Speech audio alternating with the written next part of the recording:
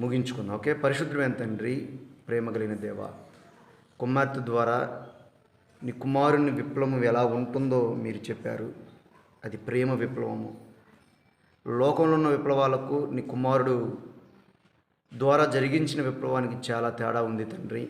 మేమంతా కూడా ఆ ప్రేమ విప్లవంలో ఉండాలన్నదే నీ యొక్క అనాది సంకల్పము. మంచి మాటలు విన్నాము. మా ముందు ఉన్నటువంటి సమయంలో కొన్ని మాటలు వింటుండగా మీరు మాకు తోడుగా ఉండి సహాయం చేసి ముందుకు నడిపించమని విని అర్థం చేసుకునే మనసుని బిడ్డలకు దయచేసి చెబుతున్నటువంటి నాకును కూడా సంయోచితమైన జ్ఞానమును అనుగ్రహించమని యేసుక్రీస్తు వారి పేరట ప్రార్థించి అడిగి వేడుకుంటున్నాను పరమ తండ్రి. ఆమేన్. ఓకే. అందరికీ హృదయపూర్వక వందనములు తెలియపరుస్తున్నాను. మనం భక్తిహీనులు కావటానికి కారణం మనం చూసాం. భక్తి అంటే ఏంటని చెప్పాను మీకు పోయిన వారం. నేను దిక్కులేని పిల్లలను విధవరాండ్రను పరామర్శించడం ఒకటి, రెండోది ఏంటంటే ఇహలోక మాలిన్యము తనకంటకుండా కాపాడుకున్నటే భక్తి. ఈ లోకంలో ఏముంది అన్నప్పుడు శరీరాశ, నేత్రాశ, జీవ కుటుంబం, ఈ మూడు ఉన్నాయి. ఈ రెండు విషయాల్లో దిక్కులేని పిల్లల్ని పరామర్శించే విషయము కావచ్చు, ఈ లోక మాలిన్యాన్ని అంటకుండా చూసుకుంటే నువ్వు నిజంగా భక్తి పరుడువు. ఓకే. మరి ఎందుకు భక్తిహీనులు అవుతున్నారు అని మీకు కొన్ని విషయాలు పోయిన వారం చెప్పాను. సత్యం గురించి చెప్పాను. సత్యం విషయంలో అనుభవ జ్ఞానాన్ని సంపాదించుకోవాలి. సత్యము అంటే వాక్యం. ఈరోజు సత్యము అంటే నిజం చెప్పటం, అబద్ధం ఆడకపోవటం అనేది చెబుతూ ఉంటారు. ఇప్పుడు మనుషుల ఆలోచనలకి దేవుని ఆలోచనలకి చాలా తేడా ఉంటుంది. గుర్తుపెట్టుకోవాలి మీరు ఎప్పుడైనా. అవునా కదా? మన సత్యము అనగానే ఏం చెప్తాము? అబద్ధం ఆడకపోవటము, నిజం చెప్పటం. కానీ బైబిల్ ఇచ్చే నిర్వచనం ఏంటంటే సత్యము అంటే వాక్యం. ఈ ప్రపంచంలో వాక్యానికి మించిన సత్యం లేదన్నమాట. ఈ వాక్యం విషయంలో ఏమై ఉండాలి సంఘము అని దేవుడి ఉద్దేశం? అనుభవ జ్ఞానం ఉండాలి. వాక్యంలో అనుభవం లేకపోవటం వల్ల భక్తిహీనులు అవుతున్నారన్నది దేవుని ఉద్దేశం. వాక్యంలో అనుభవం ఉంటే నేర్చుకున్న నీవు వాక్యానుసారంగా బ్రతకటానికి ఆస్కారం ఉంటుంది. భక్తిలో నువ్వు జీవించడానికి ఆస్కారం ఉంటుంది. అందుకనే వాక్యం విషయంలో అనుభవ జ్ఞానం సంపాదించుకోండి అన్నాడు దేవుడు. దేవుని పిల్లలుగా, క్రైస్తవులుగా ప్రతి వారం మనం దేవుని మాటలు వింటూ ఉన్నాం కదా. ప్రతి వారం విన్న ప్రతి మాట చాలా విలువైనది. అది సత్యం అనగా వాక్యం. నీవు చెబుతున్న లేకపోతే నువ్వు వింటున్న మాటలు అవి సత్యమేనా? అవి వాక్యానుసారమేనా? అవి నిన్ను భక్తిలో నిలబెట్టేవేనా అని మీరు ఆలోచించాలి. మీరు ధ్యానించాలి. మీరు నేర్చుకోవాలి లేదా తెలుసుకోవాలి.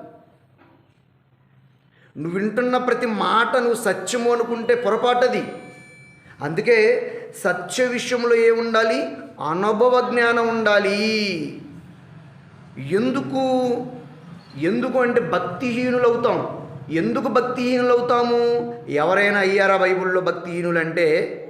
నోవాహు కాలంలో వాడ నిర్మాణం జరిగింది. దేవుడు చెప్పాడు. నోవాహు వాక్యం ప్రకటిస్తున్నాడు. దేవుడు చెప్పాడు. ఆ వాక్యము సత్యము ప్రకటిస్తున్నాడు.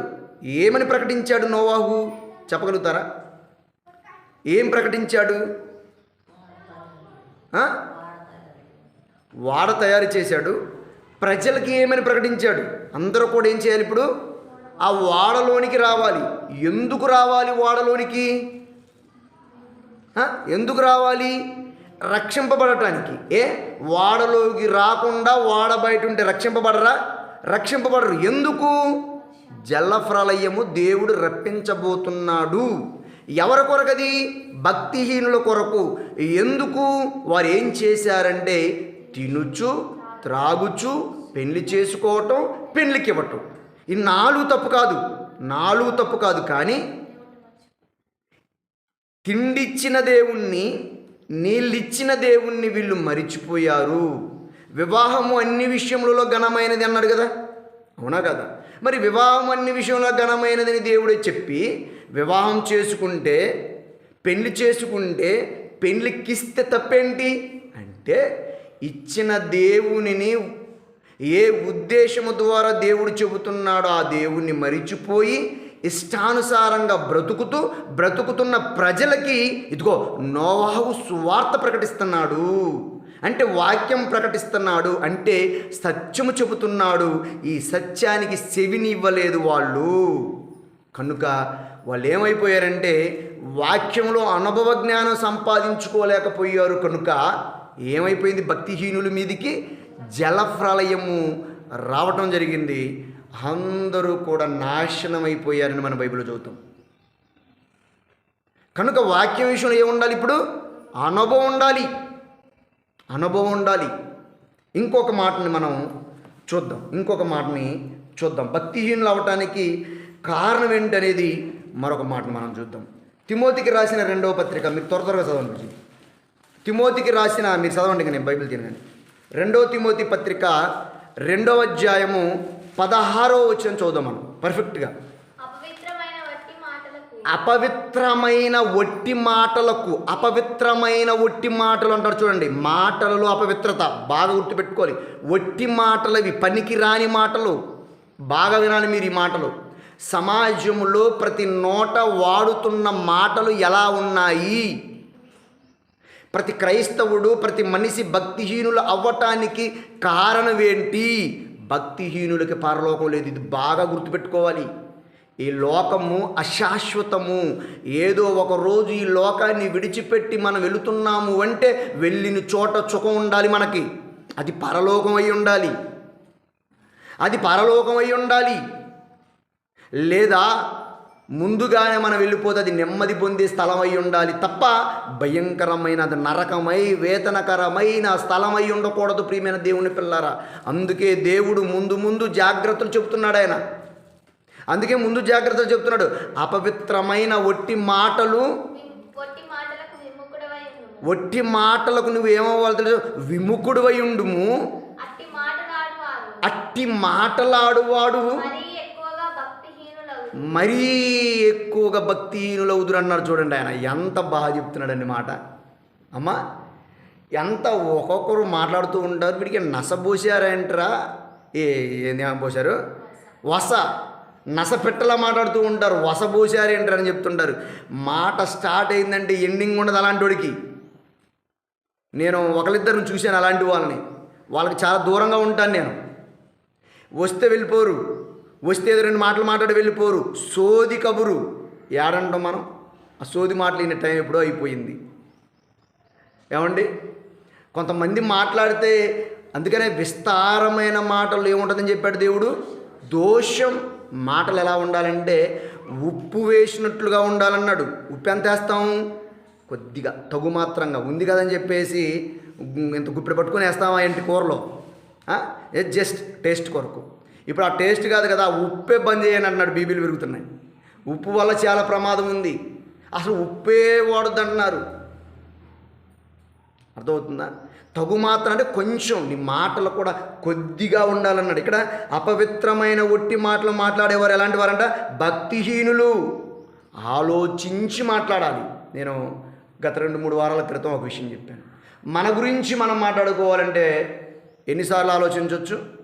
ఒక 100 సార్లు ఆలోచించవచ్చు. ఇతరుల గురించి మాట్లాడాలంటే ఎన్నిసార్లు ఆలోచించి మాట్లాడాలి? ఒక 1000 సార్లు ఆలోచించి మాట్లాడాలి. దేవుని గురించి మాట్లాడాలంటే కొన్ని లక్షల సార్లు ఆలోచించి మాట్లాడాలి. ఎందుకు?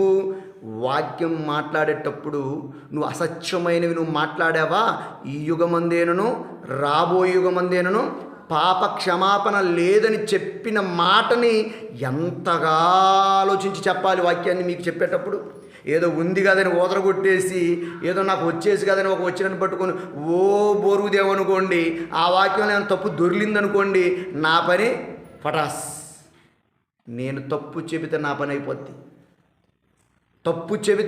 నా పని. అర్థమవుతుందా మీకు? అందుకనే సత్యం, ఈ వాక్యము పరిశుద్ధాత్మ ప్రేరణ ద్వారా రాయబడినటువంటి ఈ మాటను గనక ఒకవేళ తప్పు చెప్పామా, పరిశుద్ధాత్మకు వ్యతిరేకంగా మాట్లాడితే ఏమవుతుంది? ఈ యుగమందేనను రాబో యుగమందేనను పాప క్షమాపణ లేదు. కాబట్టి పరిశుద్ధాత్మ ప్రేరణ ద్వారా రాయబడిన మాట నేర్చుకున్న ప్రతి ఒక్కరు కూడా చక్కగా బైబిల్ ఏం చెప్పవన్న పద్ధతిలో చెప్పాలి. ఏం చెప్పవన్నదో ఆ చెప్పవన్న మాట ప్రకారం చెప్పాలి తప్ప నోరుంది కదా, నాలుగు ఉంది కదా, జ్ఞానం ఉంది కదా, వాక్ ఏమంటుందని వాక్శక్తి ఉంది కదని చెప్పేసి ఇష్టం వచ్చినట్లు మాట్లాడితే చంపేస్తాడు దేవుడు. కనుక మాట్లాడేటప్పుడు ఇతరుల గురించి ఎందుకంటున్నాను నేను? ఇతరుల గురించి 1000 సార్లు ఎందుకు ఆలోచించాలని చెప్తున్నాను నేను? ఇతరుల గురించి మాట్లాడేటప్పుడు నువ్వు ఏదో ఒకటి లేని నింద వాళ్ళ మీద మోపితే జీవితాలే మాటకి ఎంత శక్తి ఉంటుందో తెలుసా? ఎంత ఉంటుంది? ఆత్మహత్య అంటారు చూసావు, ఊరి లేదా ఒక మందు సీసా లేదా ఒక ట్రైనో ఒక లారీ చూసుకుంటారు. మాట అంటే పడని వారు ఉంటారండి, చాలా డేంజర్. మాట అంటే పడరు కొంతమంది, మాట అంటే పడరు. ఇంట్లో చిన్నపిల్లలు కానీ చిన్నగా పుట్టిన 2 నెలలకే వాడిని ఏదన్నా ఒకను, పుట్టిన సంవత్సరానికి ఒక మాట అంటే పడరు. చాలా జాగ్రత్తగా ఇతరులను మనం డీల్ చేయాలి. నోరుంది కదని ఇతరుల గురించి మనం తప్పుగా మాట్లాడకూడదు. వాళ్ళ మాటకి అట్టయిపోయి చివరికి చచ్చిపోయేటటువంటి స్థితికి దిగజారిపోద్ది మాట ఎలాంటిదంట? ఈ మాట అగ్ని వంటిది. అగ్ని ఏం చేస్తుంది? తగలబెట్టిద్ది. అగ్నికున్న శక్తి తగలబెట్టిద్ది. అందుకని ప్రియమైన దేవుని పిల్ల మాట్లాడేటప్పుడు చాలా జాగ్రత్తగా ఆలోచించి ప్రతి మాట మనం మాట్లాడాలి. ఎందుకంటే ప్రతి మాట కూడా చాలా విలువైనది, వాల్యుబుల్ మాట. తెలుసో తెలియదు మీకు, చాలా వాల్యుబుల్ విలువైన మాటలు అవి. ఆ మాటలను చాలా జాగ్రత్తగా మనము మాట్లాడాలి. మత్తయి సువార్త 12వ అధ్యాయము 36వ వచనం చూద్దాం. మత్తయి సువార్త 12వ అధ్యాయము 36వ వచనం చూద్దాం. మత్తయి సువార్త 12వ అధ్యాయము 36వ వచనం చూడగలిగితే ప్రియమైన దేవుని పిల్లారా, నేను మీతో చెప్పునిది ఏమనగా మనుష్యులు పలుకు వ్యర్థమైన ప్రతి మాట గూర్చియు విమర్శ దినమున లెక్క చెప్పవలసి ఉండును అన్నాడు. చూడండి, ఇక్కడ ఈ లెక్క చెప్పాలంటమ్మా. లెక్కలు కాదు ఇవి, సూత్రాలు కావు ఇవి. A+B² 2x2 ఈ కాదు చెప్పేది. దేనికి లెక్క చెప్పాలి నువ్వు? అమ్మ గుర్తుపెట్టుకోండి. మీరు అనుకుంటారు పాపం చదువుకోని వాళ్ళు, మోటి వాళ్ళు, చదువు అయిపోయిన వాళ్ళు అనుకుంటారు, అమ్మయ్య మా బాధ తీరిపోయింది, మాకు చదువు కూడా రాదు, మేము ఎవరికి ఏం చెప్పాల్సిన అవసరం ఉండదు, ఏదైనా మా పుట్టిన పిల్లలు చూసుకుంటారులే మాస్టర్ దగ్గర, వాళ్ళు చెప్పదు వాళ్ళని దంచేస్తారు అమ్మయ్య అనుకుంటుంటారు కదా. అంతే కదా. ఇప్పుడు ఎవరు పిల్లలు స్కూల్కి పోయే పిల్లలే కదండి అప్పచెప్పాల్సింది. ఏవైనా అప్పచెప్పాలంటే పిల్లలే చెప్తారు. మనం ఎవరికి అప్పచెప్తాం? మీరెవరికి అప్పచెప్తారు? కనుక ఇప్పుడు దేవుడు ప్రశ్నలు వేస్తాడు. ఆ ప్రశ్నలకు మనం లెక్కలు అప్పచెప్పాలి. కనుక చాలా జాగ్రత్తగా మనం నేర్చుకోవాలి. మనం ఎవరు అంటే నిత్య విద్యార్థులము బైబిల్ ముందు. ఎవరు మాస్టర్స్ కాల, ఇంకా నేను కూడా నిత్య విద్యార్థునే, నేర్చుకోవాల్సిన వాడినే. నేను చచ్చిపోయి ఎప్పటి వరకు నేర్చుకుంటారండి మీరు అని మీరు అడిగారనుకోండి, చచ్చిపోయేంతవరకు నేర్చుకోవాలి. ఎవరిని? ఇప్పుడు నేను స్టూడెంట్ని. మరి స్టూడెంట్ ఏం చేయాలి? లెక్కలప్ప చెప్పాలి. మీరెవరు? మాస్టర్స్ ఏంటి కొంప తీసి? నేను స్టూడెంట్ అనగానే మీరు మాస్టర్లు అనేరు.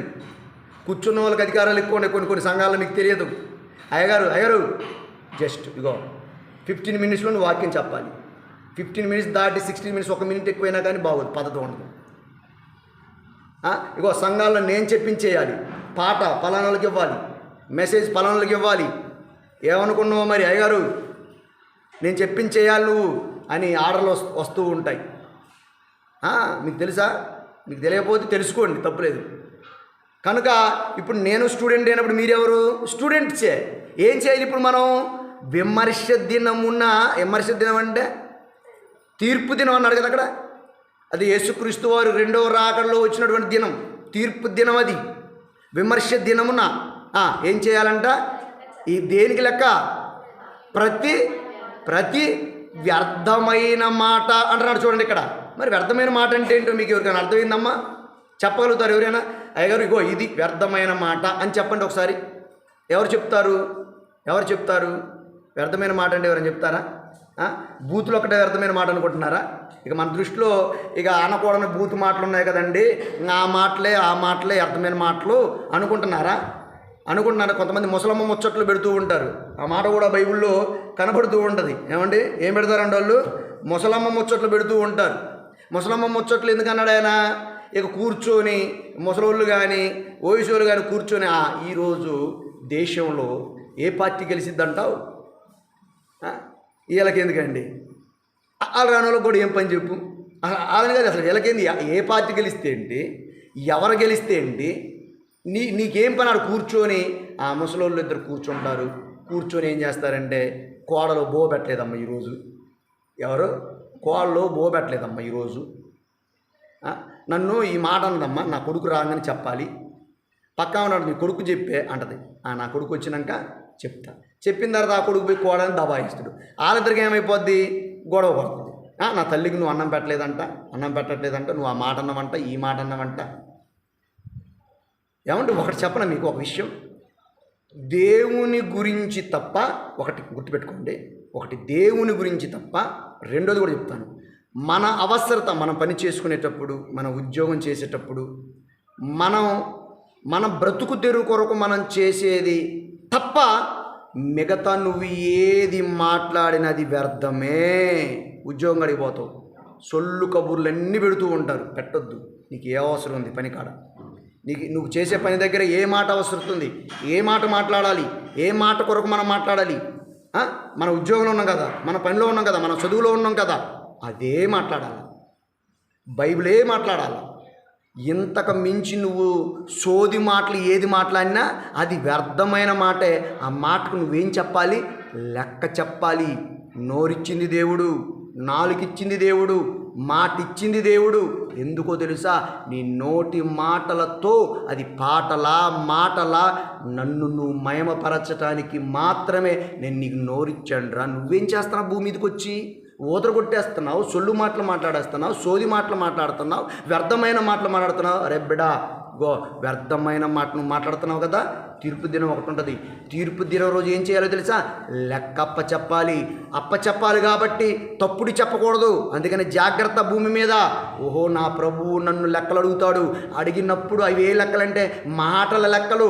ఆ మాటలు పవిత్రమైనవై ఉండాలి, పరిశుద్ధమైనవై ఉండాలి, మంచి మాటలై ఉండాలి, అపవిత్రమైన ఒట్టి మాటలై ఉండకూడదు అని తెలుసుకొని నువ్వు మాట్లాడేటప్పుడు బహు జాగ్రత్తగా నాలుకని నీ స్వాధీనంలో ఉంచుకోవాలి అని బైబిల్లో కూడా దేవుడు మనకు చెప్పాడు. యాకోబు పత్రిక 1వ అధ్యాయము 26వ వచనాన్ని మనం చూడగలిగితే, ప్రియ దేవుని పిల్లారా, ఒక మంచి సంగతులు, మంచి మాటలు మీకు అక్కడ కనబడుతూ ఉంటాయి. చూడండి, యాకోబు పత్రిక 1వ అధ్యాయము 26వ వచనాన్ని చూడగలిగితే, ప్రియ దేవుని పిల్లారా, అద్భుతమైనటువంటి విషయాలను మనం చూడగలుగుతాం. అమ్మ చదువురా.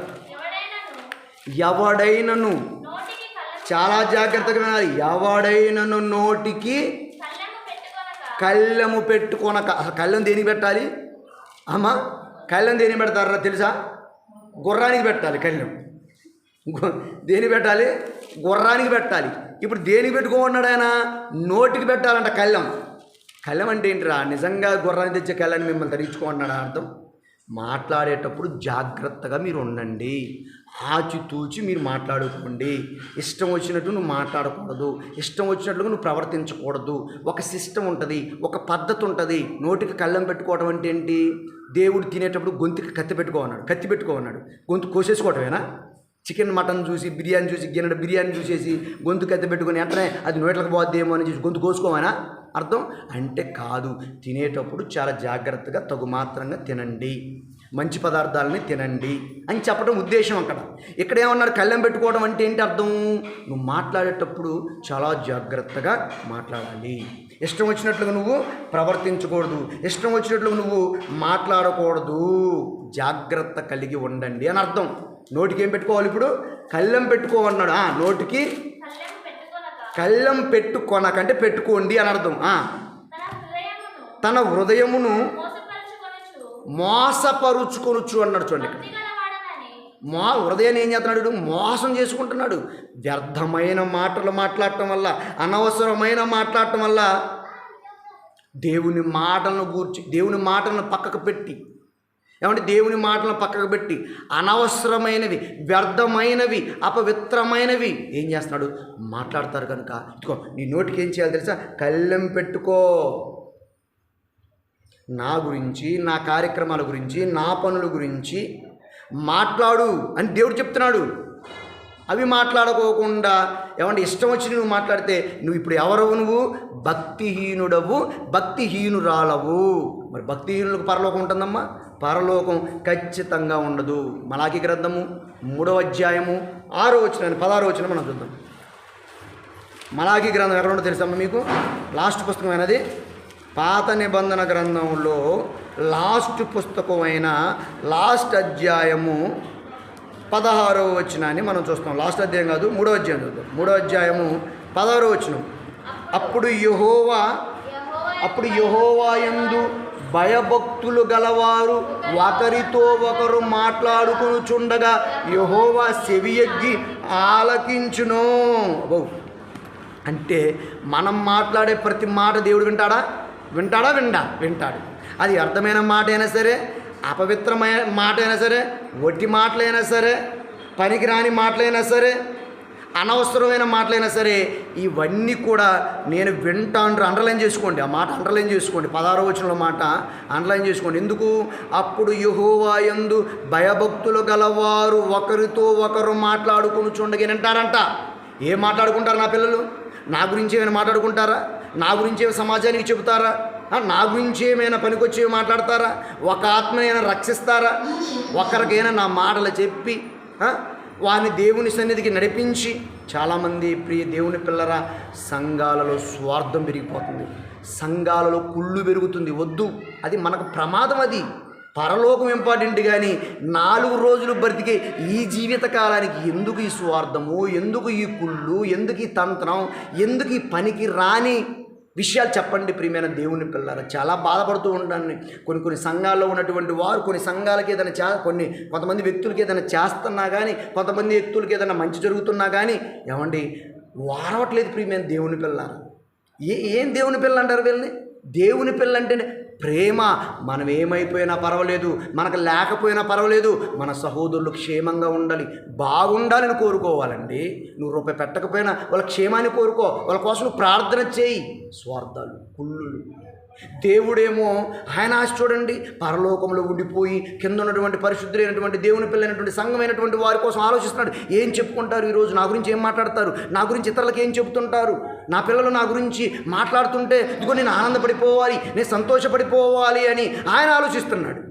వీళ్ళేమో వాడిని వేసేద్దామా, వాడిని ఆ మాట అనేద్దామా, వాడి నాశనాన్ని కోరుకుందామా, ఆడెప్పుడు పోతాడా అని కోరుకుందామా, ఆడెప్పుడు ఎదగోకుండా కుషించి నశించి దిగులోకి వెళ్ళిపోతాడని మాట్లాడుకుందామని ఈరోజు ప్రజలు ఉన్నారు. మరి ఈ మాట అయినటువంటి దేవుడు ఎంత బాధపడతాడండి?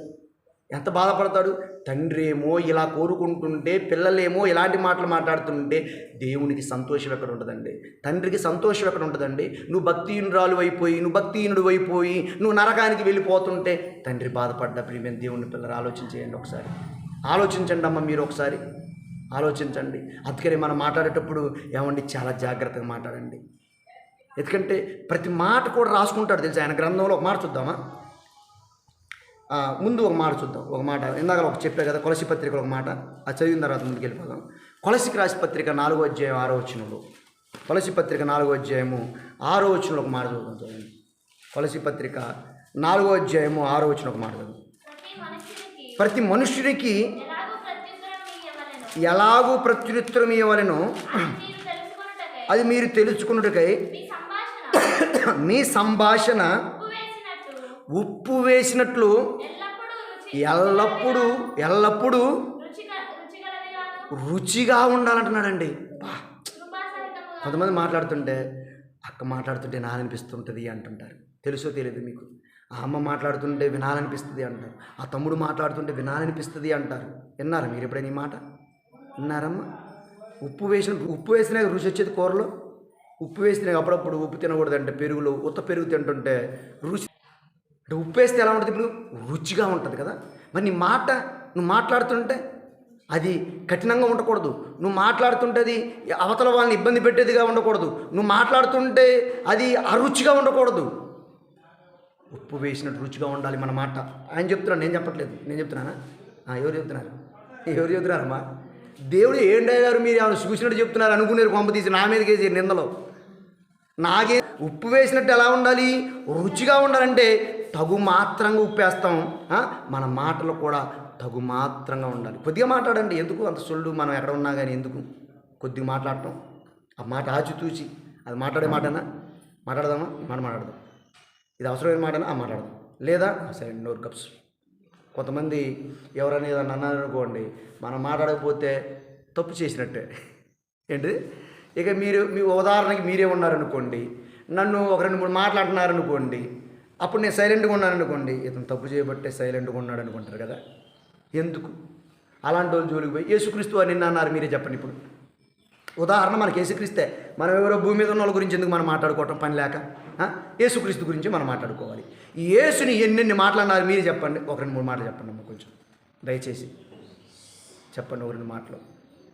మౌనంగా ఉండకూడదు. నా ఎనర్జీ పోతుంది లోపల నుంచి. స్టెమినా తగ్గుతూ ఉంటే ఈ ఉష్ణోగ్రత ద్వారా ఇదేమైపోతుంది, వాటర్ అనేది బయటకు వచ్చేస్తుంది.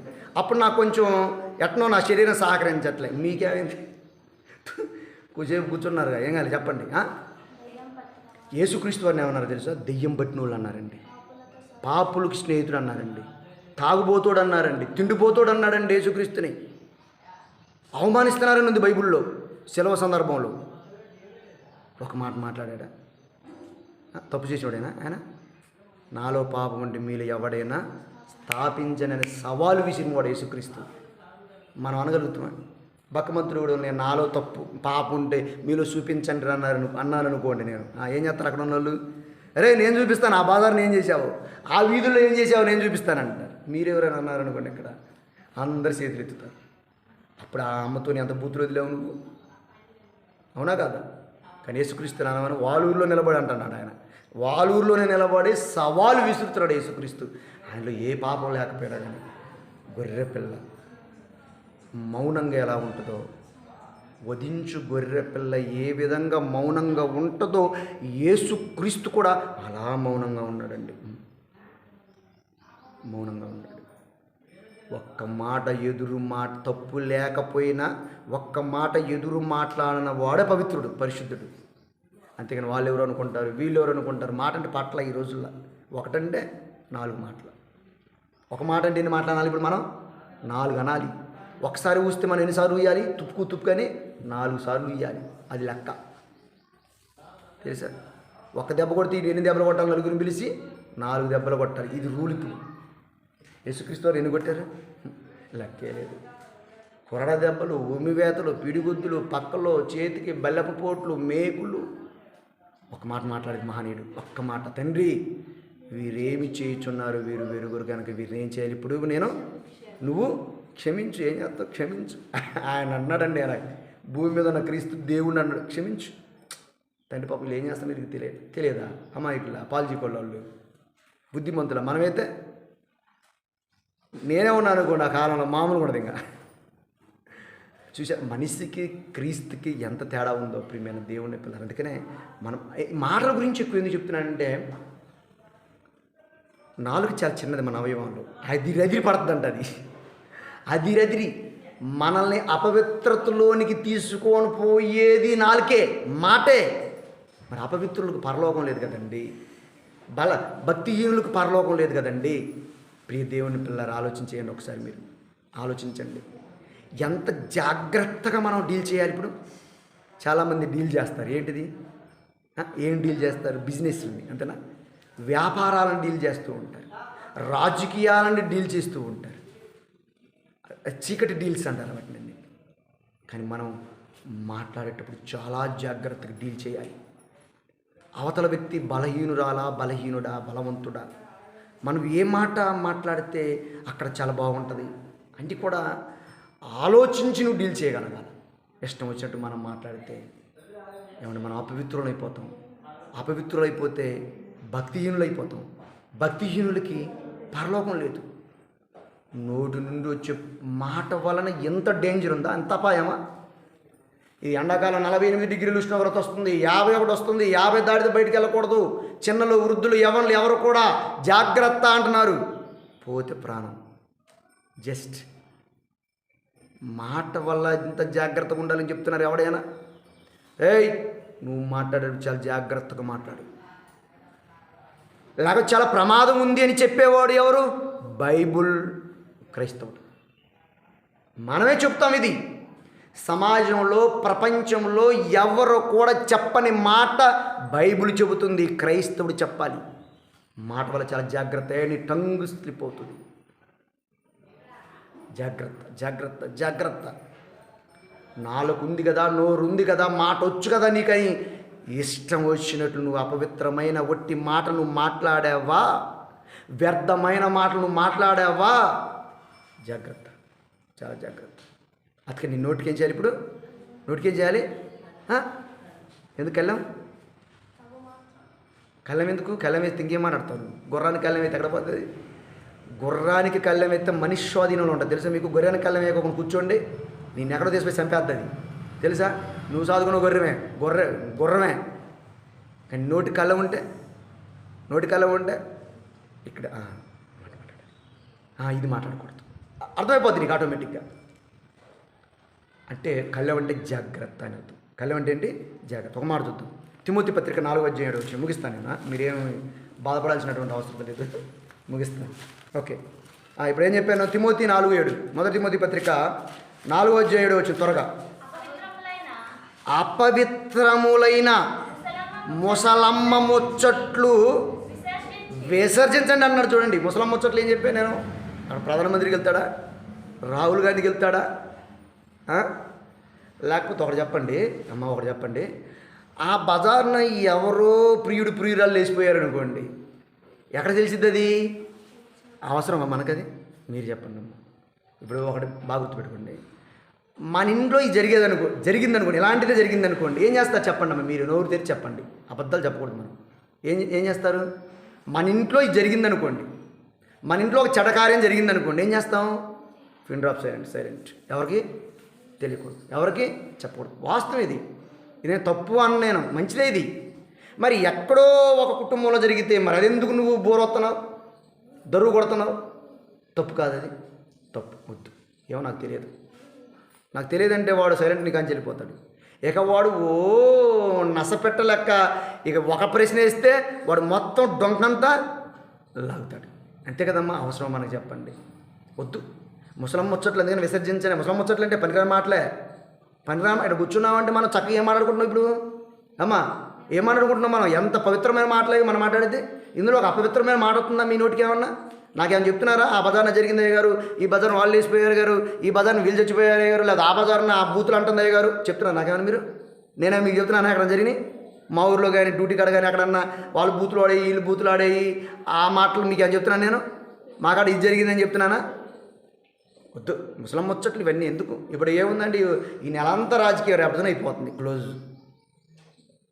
అంతే. మళ్ళా రేపు సర్పంచ్ ఎలక్షన్ వస్తాయి, తర్వాత ఎంపీడీసీ అంటాడు. ఇక ఏం లేదు, ఇవన్నీ ఎవరు గెలుస్తారు, ఎవరు ఓడతారు, ఇవన్నీ ఎందుకు మనకు? అయ్యగారు ఏం చెప్పాడు, మరి ఏ విన్నాము, బైబిల్ ఏం చదువుకోవాలి ఈరోజు, మరి వారంలో ఇంకొక శుక్రవారం కూడా ఆరాధన ఉంది, మనం వెళ్ళిపోవాలి, వాక్యం వినాలి, మనం నేర్చుకోవాలి, మన భక్తి జీవితంలో మనం ఉండాలి, మన పరలోకాన్ని సంపాదించుకోవాలి. మన వయసు ఇంకా అయిపోతుంది, 70, 60, 50, 40, 30 వచ్చేస్తుంది. ఇక బతికేది ఎంతకాలం మనకు తెలియదు, ఎవరు ఎప్పుడు పోతాం మనకు తెలియదు. మనం పోయే ముందు పవిత్రంగా పోవాలి, మన పరలోకాన్ని సంపాదించుకోవాలి. ఈ లోకం అశాశ్వతమైనది, అంతే కదండి. 18 సంవత్సరాలు తిన్న అన్నం 30 సంవత్సరాలు తింటున్నారమ్మా? 30 సంవత్సరాలు తిన్న అన్నం 60 సంవత్సరాలు తింటున్నారమ్మా? 30 సంవత్సరాలు అందంగా ఉండాలనుకుంటారు, 60 సంవత్సరాల పోతే అందంగా ఉండాలనుకుంటున్నారమ్మా? ఒక మంచం ఉంటే చాలు, ఒక దుప్పటి ఉంటే చాలు, 3 పూట్ల నా కొడుకు కోళ్ళలో కూతురు అన్నం పెట్టి చాలు అనుకుంటారు, అంతే కదమ్మా? అంతేనా? మరి ఇంత మాత్రం దానికి ఎందుకు మనకి ఇంత కకృతి? ఆలోచించారు ఎప్పుడైనా మీరు? ఇప్పుడు 18, 19, 20 సంవత్సరాలు మేము మామూలుగా ఎంజాయ్ చేయాలి. నేనైతే ఇప్పుడు 40 సంవత్సరాల దగ్గరకు వస్తున్నాయి. ఇప్పుడు కొద్దిగా అట్టన్నా ఇంకొక 10 సంవత్సరాలు వస్తే నేను కూడా ముసలి అయిపోతా. ఏముంటుంది ఇంకా? ఎంత మాత్రం దానికి ఓవర్ యాక్షన్ చేస్తూ ఉంటారు ఒక్కొక్కరు. ఏం లేదు, ఈ గొడవలు, ఈ ప్రతాపాలు, ఈ పంతాలు, ఈ పాగలు, ఈ స్వార్థాలు, ఈ అవినీతులు, అక్రమైన మాటలు, విస్తారమైన మాటలు, ఎందుకు ఇవన్నీ చెప్పండి? ఇప్పుడు భక్తిలో కొనసాగితే ఎంత బాగుంటుంది. భక్తిలో కొనసాగితే ఎంత బాగుంటుంది, ఎంత టేస్టీగా ఉంటుంది. నువ్వు మాట్లాడు మంచి మాట సమాజంలో వెళ్ళిపోయి మాట్లాడుతూ ఉండు. నీ గురించి ఎంత బాగా చెప్పుకుంటారో. ఒక రాజకీయ నాయకుడి గురించి కూడా చెప్పుకోరు అంత గొప్పగా. ఆ రాజకీయ నాయకుడు నిలబడితే వాడి గురించి గొప్ప అక్కడ చెప్తాడు, పోయిన తర్వాత వేస్ట్గా అంటారు. తెలుసు కదా మనం. నీ గురించి ఎక్కడైనా నేను మంచివాళ్ళు అంటారు. ఇంట్లో పైన ఏస్టిది అనరు. ఇక్కడ మంచిది అని ఇంటి పైన ఏస్టిది అనరు. ఇక్కడ మంచి అంటారు, ఇంటి పైన మంచి అంటారు. నువ్వు చచ్చినా మంచి అంటారు, భూమి మీద బతుకున్నా మంచి అంటారు. నువ్వు విదేశంలోకి పోయినా తల్లి చాలా మంచిది, చాలా సగం మాట్లాడుతూ అంటారు. అవి మనం సంపాదించుకోవాలి. కానీ ఎందుకంటే పనిరాని ఎందుకు పనిరాని చెప్పు. చాలా 10th క్లాస్ అయిపోయింది కదా, ఎగ్జామ్స్ అయిపోయినాయి కదా, 10th క్లాస్ మార్క్స్ ఎవరు చూస్తున్నారు? నిజంగా ఎవరు చూడట్ల. ఒకప్పుడు 10th అంటే మార్క్స్ మామూలు లేదు. కాలం గడిచిపోతూ ఉంటే ఇంకంతే ఉంటుంది. ఏముంటుంది ఇక్కడ? మన భక్తి జీవితంలో కట్టుకుండాలి ప్రియమైన దేవుని పిల్లలు. అందుకనే ముసలమ్మ ముచ్చట్లని పక్కన పెట్టండి. పల్లెటూరులో బాగా రచ్చబండ కార్యక్రమాలు పెడుతుంటారు. పల్లెటూర్లలో ఎక్కువ ఇవే ఉంటుంటాయి. లేస్తే ఇవే రచ్చబండలో కూర్చొని నలుగురు కూర్చుంటారు లైన్గా. ఏమన్నా వాక్యం మాట్లాడినట్టుంది ఈరోజు అని నువ్వు అనుకున్నావు అనుకోండి. వాక్యం ఏ కోశాన్ని కనపడదు, ఏ కోశాన్ని కనపడదు. అమ్మ నువ్వు వాక్యం మాట్లాడంటే ఎక్కడయ్యగా రాగు. ఈ ఎంపీ ఆయన నిలబడ్డంట, ఈ శారంపూర్ సైడ్ పడుకుని అల్లకి పోయినట్ట, ఎల్లుండగా బీజేపీలో పోయినట్ట. మళ్ళీ ఈయన వచ్చే సంవత్సరం 5 సంవత్సరాలకు వస్తాడా, మళ్ళీ టీఆర్ఎస్లోకి వచ్చి ఎమ్మెల్యేకి వేస్తాడంటవా? ఎందుకు ఈ మాటలేక మనం మాట్లాడేది? ఎవరు కాంగ్రెస్ తరపున కొత్త ఆయన అంటే ఎవరు కుందర ఏరారెడ్డి అంట, ఆయన ఎవరు కొడుకో మరి, ఆయన నిలబడ్డా. ఆయన ఎవరు మొహం తెలియట్లా, ముక్కు తెలియట్లా. ఓటు దేనికి వేయాలా? ఎక్కడ ఉండదు ఈ చెయ్యి గుర్తు, ఎక్కడ ఉండదు లేకపోతే కారు గుర్తు, ఎక్కడ ఉండదు ఈ కమలం గుర్తు, ఎక్కడ ఉండదు? ముసలమ్మ వచ్చట్లు ఇవన్నీ రచ్చబండ చూసుకొని కూర్చొని మాట్లాడే మాటలు ఇవి వద్దు. వాక్యం మాట్లాడుకొని కూర్చున్నప్పుడు ఎంత బాగుంటుందో. వాక్యం ఒకసారి మాట్లాడి చూడండి. మీరు కూర్చున్నప్పుడు ఒక దగ్గర కూర్చుంటారు కదా. అయ్యగారు ఈరోజు ఏదో భక్తిని గురించి చెప్పాడు, భక్తి గురించి చెప్పాడు. భక్తిని అవడానికి కారణం అంటే ఏదో మాటలంట, చాలా బాగున్నాయి మాటలు. మనం ఇలాంటి మాటలు మాట్లాడుకోకూడదు. యేసయ్య గురించి మనం మాట్లాడుకుందాం. మన కోసం ప్రాణత్యాగం చేశాడంటే యేసయ్య. పలానా కాడ మీటింగ్లు జరిగాయంటే చాలా బాగా జరిగాయంట. ఆలోచించండి ప్రియమైన దేవుని పిల్లరా. ఎప్పుడు దేవుని పనిలో ఉన్నాం అనుకోని ఇలాంటి ఏమి రావు మీకు. చాలా బాగుంటారు, అందంగా ఉంటారు. ఓకే, లాస్ట్ మాట. తీతు పత్రిక 2వ అధ్యాయము 12వ వచనం చూద్దాం. తీతు పత్రిక 2వ అధ్యాయము 12వ వచనం చూద్దాం. మనము భక్తిహీనతను, ఇహలోక సంబంధమైన దురాశలను విసర్జించండి. శుభప్రదమైన నిరీక్షణ నిమిత్తము అనగా మహాదేవుని మన రక్షకుడైన యేసుక్రీస్తు మహిమ యొక్క ప్రత్యక్షత కొరకు ఎదురు చూచుచు ఈ లోకములో స్వస్థ బుద్ధితోను, నీతితోను, భక్తితోను బ్రతుకుచుండవలనని మనం బోధించాలంటండి. ఎలాంటివి బోధించాలో చెప్తున్నాడు చూడండి. దేవుని వాక్యాన్ని బోధించాలని ముగించాడు ప్రియమైన దేవుని పిల్లలకు. దేవుని వాక్యాన్ని బోధించాలని ముగించాడు. నిరీక్షణతో బ్రతకాలి. ఎందుకు నిరీక్షణతో బ్రతకాలి? యేసుక్రీస్తు మళ్ళీ వస్తాడు. అవునా కదా? యేసుక్రీస్తు వారు మళ్ళీ వస్తాడు. వచ్చిపోయాడని రాకుండా ఉండనుకోమాకని మళ్ళీ వస్తాడు. వచ్చి మనం తీసుకెళ్తాడు. మరి పరిస్థితి ఏంటి? దేవుని వాక్యాన్ని బోధించి నువ్వు చచ్చిపో అంటున్నాడు. బ్రతకాలలా వద్దు. ఈ పనికి రాని జీవితం మనకొద్దు. ఈ భూమి మీద భక్తులుగా మనం బ్రతకాలి. భక్తిహీనులుగా మనం బ్రతకూడదు. కనుక ప్రియమైన దేవుని పిల్లరా, సత్య విషయంలో అనుభవ జ్ఞానాన్ని నువ్వు సంపాదించుకోవాలి. ఏమండి? లోక ఆశల నుండి నువ్వు విముక్తుడు అయి ఉండాలి. లేకపోతే మనం భక్తిహీనులు అవుతాం, పరలోకం కోల్పోతాం. అపవిత్రమైన వట్టి మాటలను విసర్జించాలి. నువ్వు భక్తి పరులు నువ్వు కావాలంటే ఈ విషయాలను మీరు గుర్తుపెట్టుకోవాలి. వీటిని మీ జీవితంలోనూ కూడా రాణించుకోకూడదు. నువ్వు భక్తిహీనుడుగా నువ్వు ఉండాలనుకున్నావు అనుకో, ఇవన్నీ చేసేయచ్చు. కనుక ప్రియమైన దేవుని పిల్లారా, ఆలోచించండి. దేవుని కొరకు భక్తి కలిగి బ్రతకండి. దేవుడు నా పరలోకాన్ని సంపాదించుకోండి. ఓకే, ప్రార్థన. కళ్ళు మూసుకొని ప్రార్థన చేసుకుందాం. పరిశుద్ధమైన ప్రేమ కలిగిన తండ్రి, భక్తిహీనులు అవ్వటానికి కారణం ఏంటో మేము చూసాం ప్రభువా. మా మాటలు రుచిగా ఉండాలి. లోక ఆశలు, శరీరాశ, నేత్రాశ, జీవపుడంబము ఇవేవి ధరించేరకూడదు. నీ బిడ్డలు చెప్పాను, విన్నారు, అపార్థం చేసుకుని అర్థం చేసుకుని వాక్యానుసారమైన జీవితాన్ని బిడ్డలు అనుగ్రహించండి. సత్య విషయంలో, వాక్య విషయంలో అనుభవ జ్ఞానం సంపాదించుకోని బిడ్డలు. అంటే వాక్యంలో అనుభవం ఉండాలి. ఎప్పుడు కూడా వారు వాక్యంలోనే ఉండాలి. నువ్వున్న పరలోకాన్ని భూమి మీద ఉండగానే సంపాదించుకోవాలి. బిడ్డల జ్ఞానాన్ని ఇవ్వండి. చక్కటి ఆరోగ్యమును, ఆయుష్ను అనుగ్రహించండి. వచ్చిన ప్రతి బిడ్డని మీరు దీవించండి. యేసుక్రీస్తు పేరట ప్రార్థించి అడిగి వేడుకుంటున్నాను పరమ తండ్రి. ఆమేన్. ఆమేన్. అందరికీ వందనాలు.